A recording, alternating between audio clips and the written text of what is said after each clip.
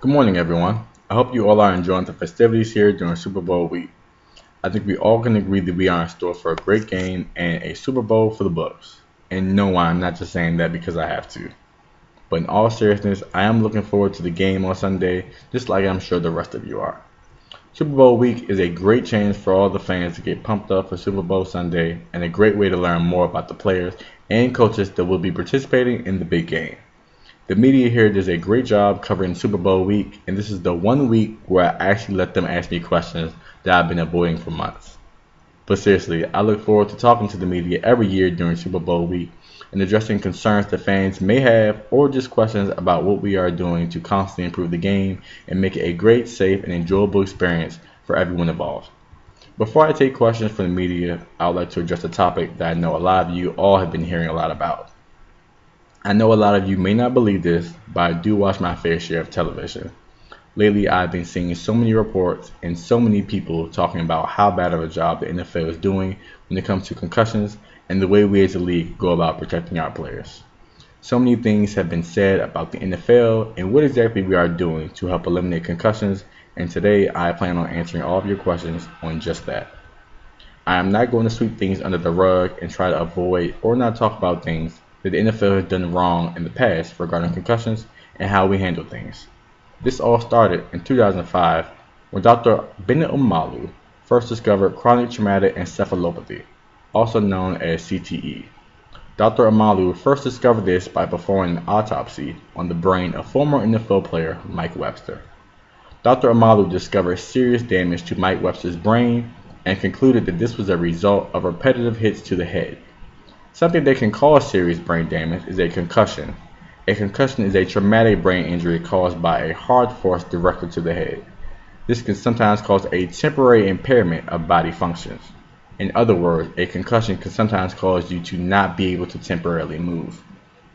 This was the first autopsy ever performed on the brain of an NFL player, and we owe Dr. Malu a huge thank you for discovering this groundbreaking information. I would also like to thank Ethan Kelly for the data analysis he did on concussions. In May of 2011, former NFL player Dave Durison died of a self-inflicted gunshot wound to the chest. Durison had complained of memory loss, blurred vision, and headaches months before his suicide and thought that he may have CTE. An autopsy on his brain confirmed that he did indeed have CTE. In May of 2012, former NFL player Junior Seau died of a self-inflicted gunshot wound to the chest. The autopsy done on his brain revealed that he too had CTE.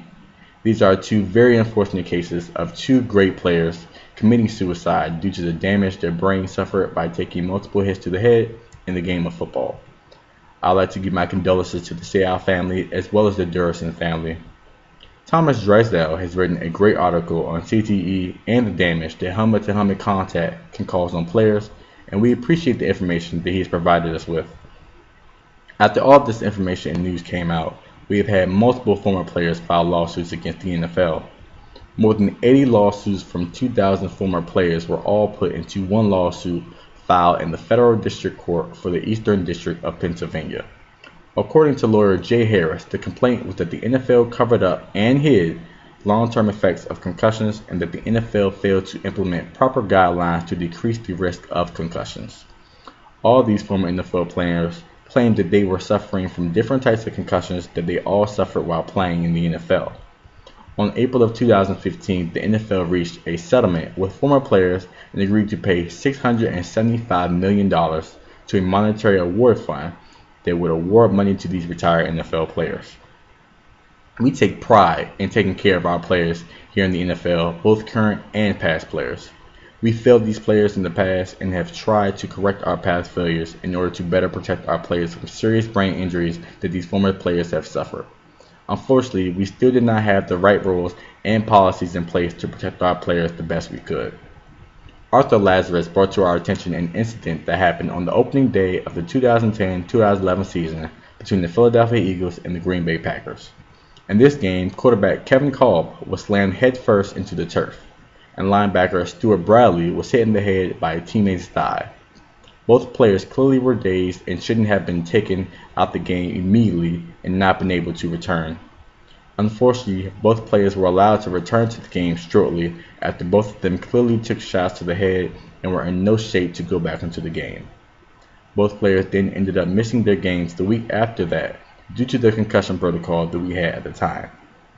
But the players should have never been allowed to go back in the game in the first place and risk serious injury by continuing to play. This was unacceptable and something that we cannot afford to let happen in our league. We owe it to the players and their families to do our part and protect them from themselves by not allowing them to continue to play in the game when they clearly took a shot to the head that has left them dazed. We take concussions and brain injuries very seriously and want to continue to find better ways to protect our players and find out more information on concussions and brain injuries. That is why on March 11, 2013, we announced a major research effort investing $60 million into concussion and brain injury research. We also donated $30 million to the U.S. National Institutes of Health for research into sports-related head injuries. Majority of that money has gone to CTE research specifically. Another portion of that money will be going into investigating how concussions lead to long-lasting brain damage and if certain people are more susceptible than others. Thank you to Emily Underwood, who wrote a great piece on how we are taking initiative to conduct brain injury research.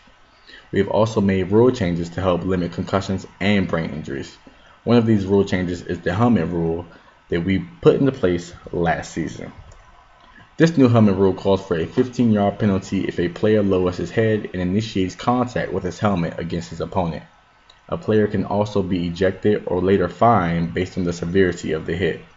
We held educational sessions, webinars, and conference calls with members of all 32 teams on May 16th and May 17th of 2018 to ensure that everyone understood this new rule. I understand that many players did not like this rule due to the fact that it required many of them to change the way they tackle. But this is something that needed to be done and put in place in order to prevent helmet-to-helmet hits and to limit the amount of concussions that players receive while playing the game of football. Thank you to Forbes and to writer Lee Steinberg for his article written on our new helmet rule.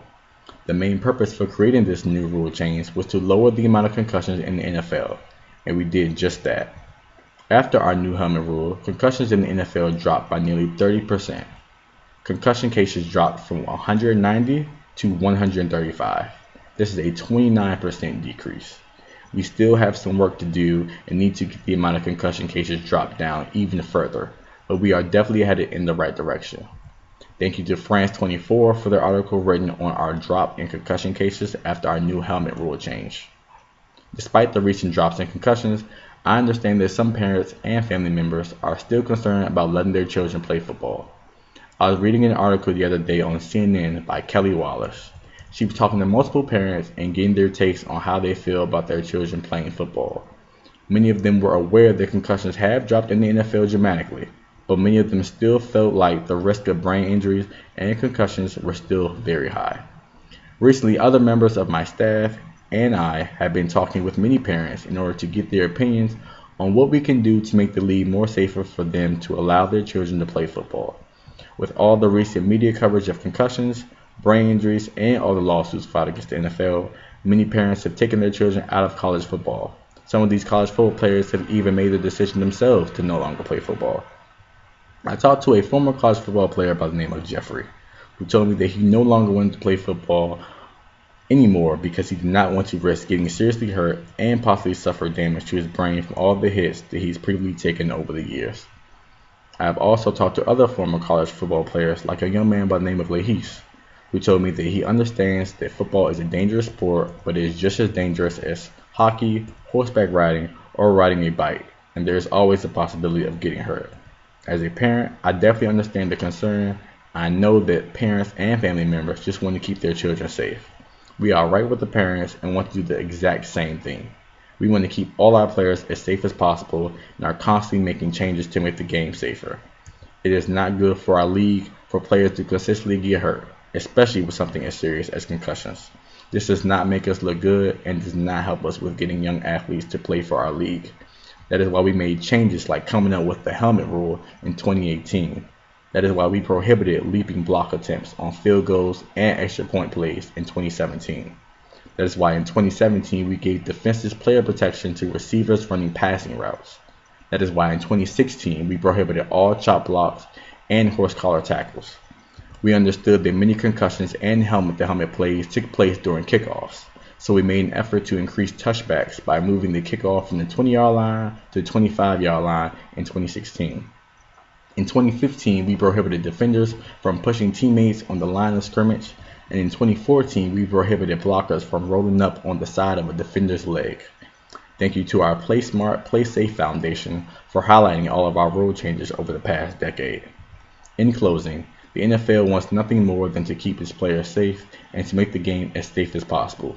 We are putting money into concussion research as well as brain injury research to learn about more ways to avoid these things from happening. We are also constantly making rule changes in order to lower the amount of injuries that happen in our game. We understand that the game of football is a dangerous one and there are risks involved, but we make it our duty to make the game as safe as possible for our players. It is our goal and mission to continue to find ways to make the game safer and prevent as many injuries and concussions as possible. I urge parents and family members to continue to let their children play the game of football, and we here at the NFL will continue to do our part to keep your children and our players as safe as possible. I thank you all for your time, and I hope you all enjoy the game this coming Sunday.